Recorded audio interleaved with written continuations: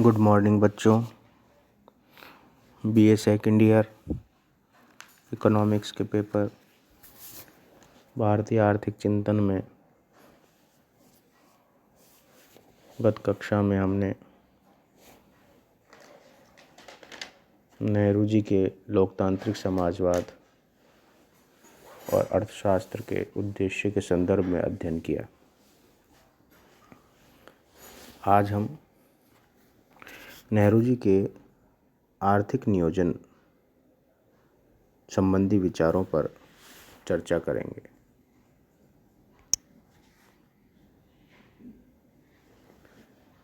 नेहरू जी भारत में आर्थिक नियोजन के जनक हैं। नेहरू जी ने भारत के तीव्र आर्थिक विकास के लिए आर्थिक नियोजन का मार्ग प्रस्तुत किया। 1927 में नेहरू जब रूस गए और वहाँ नियोजनबद्ध विकास पर दृष्टिपात किया तो वे उससे बहुत अधिक प्रभावित हुए तथा उन्होंने भारत में भी आर्थिक नियोजन का सपना संजोया।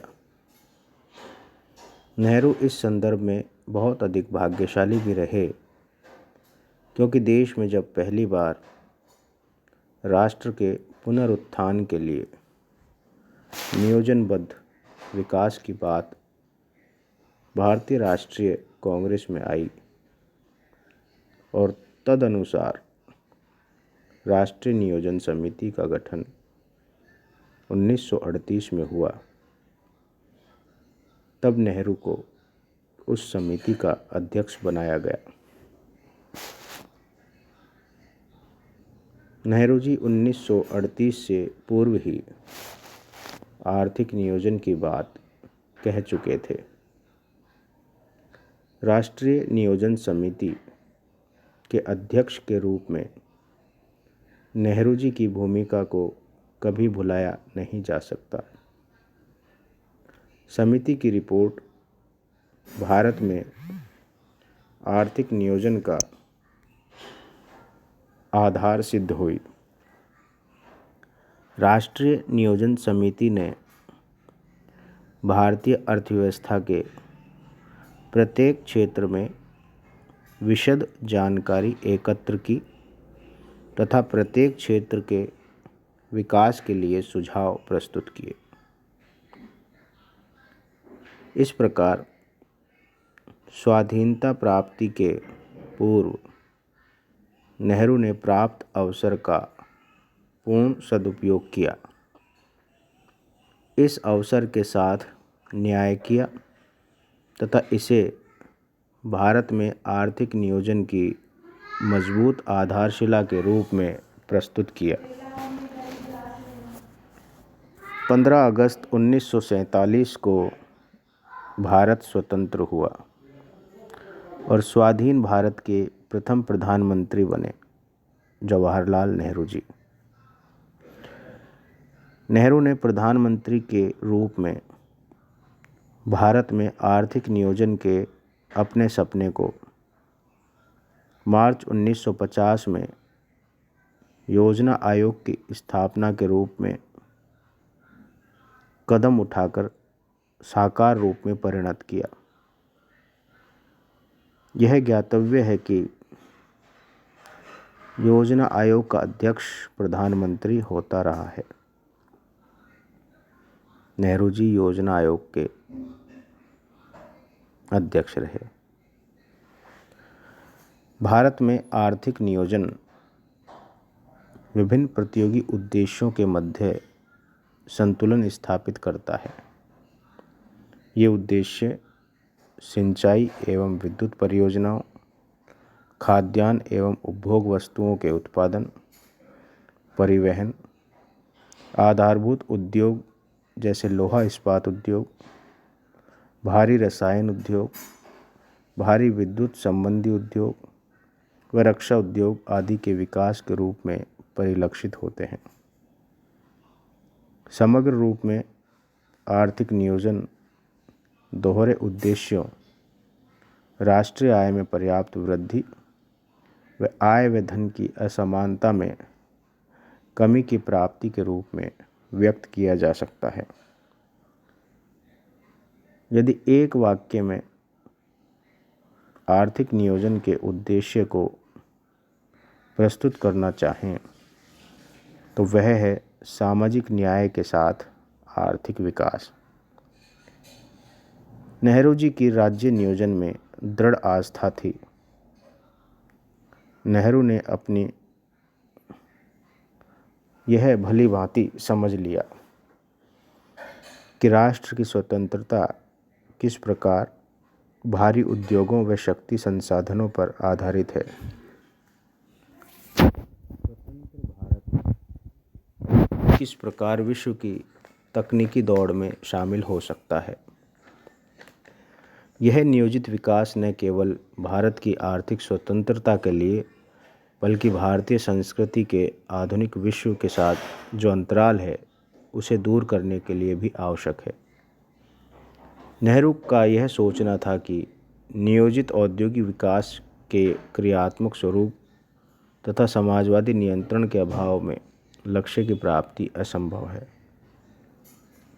इस शताब्दी में पिछली शताब्दी की तरह यह पर्याप्त नहीं है कि राज्य सहायता व प्रेरणा पर आधारित निजी क्षेत्र का विकास किया जाए। नेहरू के उपर्युक्त दृष्टिकोण को राज्य नियंत्रण के रूप में लागू भी किया। यहाँ यह उल्लेखनीय है कि राज्य नियंत्रण के पक्ष में जितने दृढ़ विचार राष्ट्रीय नियोजन समिति के अध्यक्ष के रूप में नेहरू ने व्यक्त किए वो अब कुछ उदार हो चुके थे। उनका समाजवादी दृष्टिकोण भी उतना उग्र नहीं रहा और उन्होंने देश में मिश्रित अर्थव्यवस्था का स्वरूप प्रस्तुत किया। जनवरी 1955 में अवाडी प्रस्ताव के अंतर्गत नेहरू ने नियोजन का ध्येय भारत में समाजवादी समाज की स्थापना बताया है। इस समाजवादी समाज के अंतर्गत उत्पादन के प्रमुख साधन सामाजिक स्वामित्व या नियंत्रण में रहेंगे। उत्पादन में तेजी से वृद्धि की जाएगी। राष्ट्रीय संपत्ति के समान वितरण की व्यवस्था की जाएगी। नेहरू ने अपने भाषण में इस बात पर बल दिया कि प्रगतिशील समाज में धन को समान रूप में बांटना इतना अधिक महत्वपूर्ण नहीं है जितना कि धन का और अधिक उत्पादन। योजना में जनता की आवश्यकताएं मौद्रिक रूप में नहीं मापी जानी चाहिए बल्कि वास्तविक भौतिक आवश्यकताओं जैसे भोजन, वस्त्र, आवास, स्वास्थ्य सुविधाएं, रोजगार आदि पर बल दिया जाना चाहिए और इनकी प्राप्ति उत्पादन वृद्धि द्वारा ही हो सकती है। समाजवादी पद्धति पर कुछ लोगों को संदेह हो सकता है। कुछ इसे सच्चे मार्ग के रूप में ले सकते हैं तो कुछ इसे सुविधा के लिए दिए हुए मौखिक आश्वासन के रूप में समझ सकते हैं। जवाहरलाल नेहरू ने आर्थिक नियोजन को राष्ट्र के आर्थिक विकास की रीढ़ की हड्डी बताया है। उन्होंने कहा कि योजना आवश्यक है, अन्यथा हम उत्पादन के साधनों का जो कि सीमित मात्रा में है बेकार ही पड़े रहने देंगे। योजना का अर्थ केवल परियोजनाओं का एकत्रीकरण नहीं होता बल्कि परियोजनाओं का आधार तय करना और उन्हें इस प्रकार प्रगति के मार्ग पर अग्रसर करना है ताकि समाज सभी दृष्टि से प्रगति कर सके।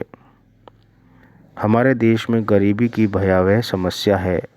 हमारे समक्ष सर्वदा एक कठिन विकल्प है, या तो हम कुछ चुने हुए क्षेत्रों में जो भी अनुकूल भी हैं उत्पादन केंद्रित करें और पिछड़े हुए क्षेत्रों को कुछ समय के लिए छोड़ दें, या क्षेत्रीय आर्थिक असमानता को कम करने के लिए पिछड़े हुए क्षेत्रों का विकास भी साथ साथ करें।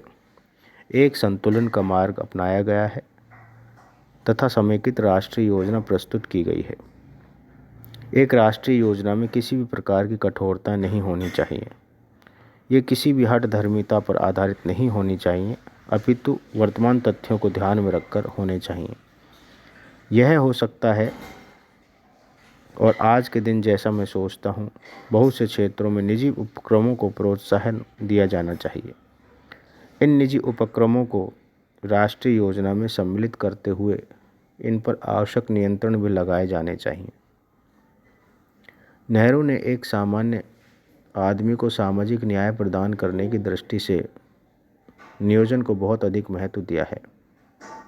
अपनी पुस्तक डिस्कवरी ऑफ इंडिया में कहा है कि सामाजिक संरचना को समाज में संग्रह करने की प्रवृत्ति को सीमित करना होगा तथा विकास में बाधाओं को दूर करना होगा। सामान्य आदमी के लाभ के लिए यह नियोजन पर आधारित होगा। यह लाभ जीवन स्तर में सुधार, प्रगति के अवसरों में वृद्धि तथा मानव में अंतर्निहित गुणों के विकास के रूप में हो सकते हैं। लेकिन ये सभी प्रयास लोकतांत्रिक परिप्रेक्ष्य में होने चाहिए। नेहरू आर्थिक नियोजन के माध्यम से भारत को एक औद्योगिक राष्ट्र के रूप में परिणत करना चाहते थे। नियोजन के पीछे मूल विचार ही औद्योगिकरण रहा, जिसके बिना गरीबी, बेरोजगारी, राष्ट्रीय सुरक्षा और आर्थिक पुनर्निर्माण संभव नहीं था। इस प्रकार एक राष्ट्रीय औद्योगिकरण योजना के अंतर्गत बड़े पैमाने के आधारभूत उद्योग, छोटे पैमाने के उद्योग व कुटीर उद्योग सम्मिलित होते हैं। ऐसा करते समय योजना के अंतर्गत कृषि को नहीं भुलाया जा सकता। नियोजन का क्षेत्र विस्तृत और अधिक विस्तृत होता चला जाता है जब इसके अंतर्गत सामाजिक सेवाओं को भी शामिल कर लिया जाता है। नेहरू जी ने योजना निर्माण करते समय योजना आयोग को स्वच्छंद नहीं छोड़ा है। उनके अनुसार योजना आयोग को संविधान की सीमाओं के अंतर्गत ही योजना बनानी चाहिए। यद्यपि नेहरू जी स्वयं योजना आयोग के अध्यक्ष थे, परंतु लोकसभा में 15 दिसंबर 1952 का दिए गए वक्तव्य से नेहरू जी के विचार स्पष्ट हैं।